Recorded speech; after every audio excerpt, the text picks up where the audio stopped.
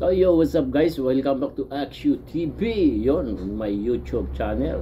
Guys, pakipalo naman po nito ay paki-subscribe naman itong YouTube channel ko bilang tulong na lang niyo sa akin. So yun guys, maraming salamat po sa mga mag-subscribe dito sa channel kong ito. So yun guys, ito nga guys, ito talaga magandang discussion to at magandang pagpipilian to dito sa Golden State Warriors about sa mga players na kumikina ngayon sa pre-season na nilalaro. Ito nga si Kuminga ay dapat mabigyan talaga ng mahabang minuto ni Steve Kerr dahil naman na bangko nga si Draymond Green dahil alam naman natin na injured, kaya kumbaga kuminang ang laro ngayon sa pre-season ni Jonathan Kuminga. Ito ay napakalakas naman talaga nitong batang to at napakagaling talaga nito kung mabigyan lang talaga ng mahabang oras to. So ngayon itong pagpipilian ng coach Steve Kerr kung sino ba talaga ang ipapasok sa first 5 na lineup niya. Pwedeng pagpilian Draymond Green or Kuminga, Lonnie sa mga center position na yan. Pwede yan. Ito talaga ay kuminang. Panoorin natin dito guys. Huwag natin patagalin at sana huwag niyong kalimutan i-subscribe itong channel ko, Axio TV. Let's go guys. Panoorin natin ang video to at mag-comment kayo down below guys. Yeah. Oh, let's go. 3-0 record ngayong pre-season at hindi nga mga stars ang naunguna dyan. Bagkus si Jonathan Kuminga na may average sa 3 games na ito na 26 points and 5.7 rebounds per game on 54.5% shooting sa field and 47.1% shooting naman sa 3-point line. Sa wakas nga ay mukhang nailalabas na ang potensyal na nakita sa kanya ng Warriors at ng madami noong NBA draft. Madami nga noon na nagulat na bumagsak pa siya sa number 7 pick dahil kung nanonood nga kayo noon na mga games ng G League Ignite, basically ay 1A and 1B sila ni Jalen Green. Hindi lang nga nabibigyan ng madaming minuto si Jonathan Kuminga dahil nasa championship caliber team siya habang si Jalen Green naman ay nasa rebuilding team. Ngunit ngayong preseason nga ay injured si Draymond Green at hindi sinayang ni Kuminga ang pagkakataon na ito. Nagtala nga siya ng mga halimaw na stats ngayong preseason. Ganun ba man ay may malaking desisyon na kailangan gawin si Coach Steve Kerr.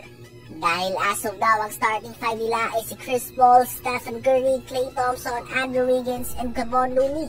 Hindi lang nga natin tiyak kapag bumalik na si Draymond kung sino ba kay Chris Paul at Kevon Looney ang malilipat sa bench. Ganun pa man ngayon nga ay pinapakita na din ni Kuminga na deserving siya ng madaming minuto. At kung basic basketball knowledge ang pag-uusapan natin, mas fit nga si Chris Paul at Kuminga kaysa kay Chris Paul and Draymond Green offensively. Imagine a pick and roll between Chris Paul and Draymond or a pick and roll between CP and Kuminga. Mas bagay nga si Kuminga dito at pareho nga playmaker si CP at Draymond Green. Yun nga ang problema kapag sabay silang nasa loob ng court. Ang maging playmaker nga ang main purpose si Draymond sa opensa at ganun din si Chris Paul. So ang tanong ay sino ba makakatanggap ng madaming minuto? Dahil kung babawasan mo nga minuto ni Kuminga ay hindi ito makakabelo at mahihirapan siya na mag-develop sa kanyang full potential. At kung iisipin mo din ang future ng team, si Draymond na ay pa-decline na habang si Kuminga naman ay pangat na. As of now, kung depensa ang hanap mo ay si Draymond pa din ang mas effective. Ngunit kung opensa naman ang hanap mo, mas marami ang option kay Kuminga. Ang Warriors ay posibleng magkaroon ng napakaraming starting lineup ngayong season. Una ay ang gamit nila ngayon na Chris Paul, Stephen Curry, Klay Thompson, Andrew Wiggins, and Kevon Looney.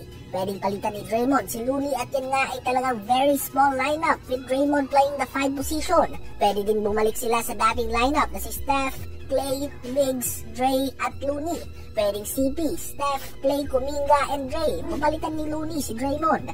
Pwedeng maupo din si Looney at Chris Paul sa bench. At ipagsabay-sabay nila si Wiggins, Kuminga at Draymond sa mga forward and center position. Ito nga ang mahirap sa Warriors ngayon. Meron silang 7 players na deserving ng starting spot. Ganun pa man ay magkakaposisyon nga ang iba dito. Kaya naman may kailangan talaga na magpaubaya. Magandang problema nga ito para kay Steve Kerr dahil hindi sila nagkukulang sa talento bago sumusobra nga ito. At minsan nga pinapasok pa nila si GP2 sa starting lineup for defensive purposes tulad noon para kay Ja Morant.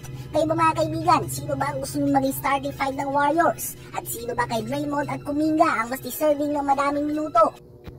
So yun, ito nga si Kuminga ay talagang lumalabas yung laruan talaga dahil wala si Draymond. So yun nga guys, di ba? Pag nakita nyo talaga ito si Kuminga, pag nakabuilo lang to, basta maganda talaga yung nagbibigay ng bola sa kanya kung paano siya mabigyan.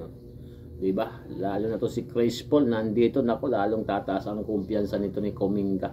Chris Paul po yan. So yun lang guys, at hanggang dito lang itong vlog natin ngayon. Sana wag niyo kalimutan mag-subscribe dito sa channel ko, Axio TV. So yun, maraming salamat guys. Peace out.